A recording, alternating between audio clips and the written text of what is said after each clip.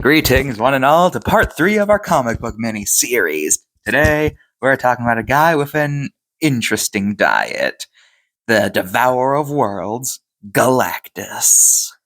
Galactus is a very powerful being from Marvel. At first, you might think he's humanoid, but this is not the case. You see, the form you see on screen right now is merely how we humans perceive him. Galactus' true form is incomprehensible. So as such, every species projects their own vision onto him in order to comprehend him. So to us humans, he just looks like a giant, but to other species, who knows how they perceive him. Galactus is a big guy. On average, he's nearly 30 feet tall, but he can often be seen at larger scales. As for what he is, well, Galactus, as an entity, is older than the universe, as he is the last survivor of what existed before this universe. When his universe ended, he didn't die, rather he was reborn into the form we know nowadays after the Big Bang. Galactus has a diet that is rather concerning to us humans, or really any creature on any planet, because he eats those. Yep, he's known as the Devourer of Worlds for a reason. His diet consists of celestial bodies, stars, moons, cosmos, planets, whatever. He doesn't take bites out of the planet or anything, rather, he drains planets of their energy, which kills all living things on the planet and transfers all the energy to him for nutrition. Galactus gets more nutrition from planets that have life on them, as planets that don't barely do anything for him. The best analogy I can think of for this is that desolate planets are like a peanut, while inhabited planets are like a 5-course meal. As for his abilities, honestly, it would be easier to name abilities this guy hasn't had. Seriously, think of a superpower, any power, and there's a 90% chance he's used it at some point. This is thanks to him being powered by a force known as the power cosmic, which basically gives you any power you want, I guess. It's hard to explain. But some of his more frequently shown powers include the ability to travel at faster than light speed, super powerful lasers, and of course, he's incredibly strong. I know I've been saying this a lot in this series, but Galactus is not to be underestimated. When he's full, he has fought and defeated several uber-powerful beings. Sorcerers, demons, gods, celestial beings, Galactus has fought them all, and as long as he's had food, he basically always wins. In fact, Galactus has sometimes been described as potentially being a threat to the whole multiverse if he had enough food. That's how strong he is. But his power is directly tied to his hunger. If it's been a while since he's eaten, then he's far weaker, and you can take him down just by throwing a bunch of super tough guys at him. That's usually how most of his defeats go down. He's getting hungry, so he loses power.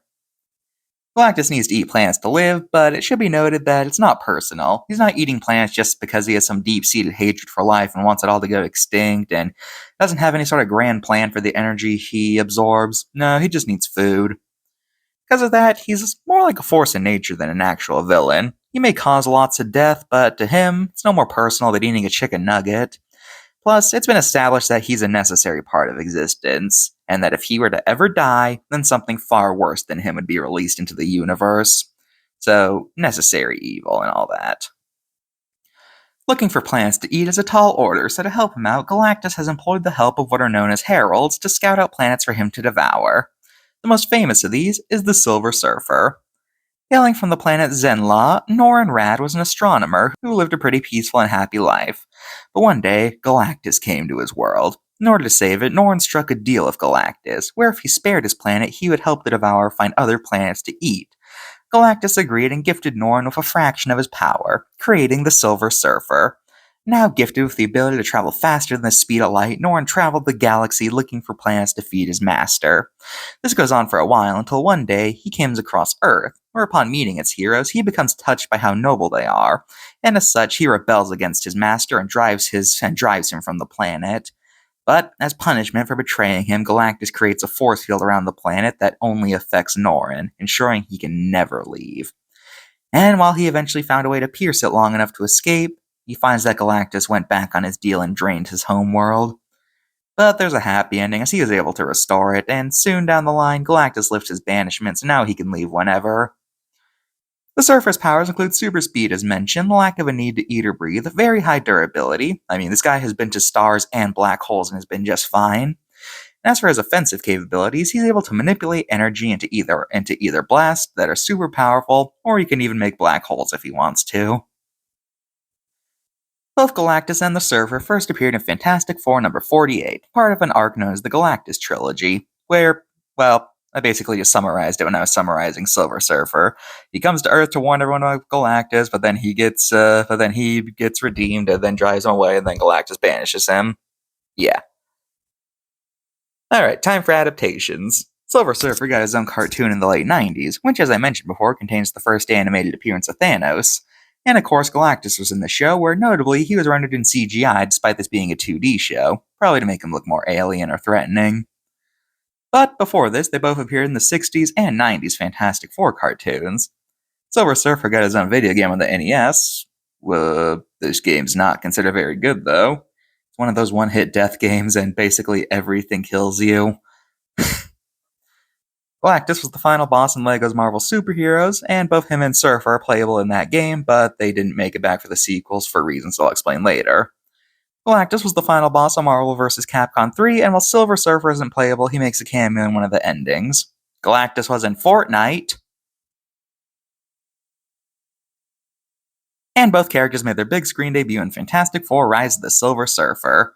But in this movie, rather infamously, Galactus was portrayed as a cloud. Yes, really. Apparently this is because they wanted a more subtle character design, but really? A cloud is what you come up with? A cloud! A cloud! Ugh. Both characters are planned to appear in Guardians of the Galaxy 1, but legal issues prevented that. You see, in the 90s, Marvel was doing poorly sales-wise, so to make money, they sold off the film rights to their most popular characters, such as Spider-Man, X-Men, and the Fantastic Four. Then in the 2000s, Marvel saw the super movie boom and was like, we should do that. Then they realized, wait, we just sold off all our popular characters. Well, guess we just have to work with what we got. And that's how the MCU was born. However, because of them selling off their movie rights, it meant that nothing from Fantastic Four could be in the MCU. And since both Galactus and Surfer are considered to be characters from their franchise, Marvel could not use them since Fox had those movie rights. Then Disney just bought Fox, so everything's cool now. Hooray for monopolies, yay. Anyway, Galactus is a pretty famous character, and he's often considered to be one of the great comic book villains, and his image is referenced a lot in media. But as for Silver Surfer, I'm actually not sure what people think of it. He seems to be one of those characters that people know about, but I never hear anyone talk about him, so I'm not really sure what his reputation is. Whew.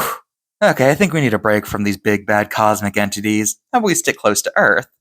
And by Earth, I mean, how about we do a little compare and contrast, and see how two different companies handle life under the sea, in a kingdom that is said to be lost from man. See you next time.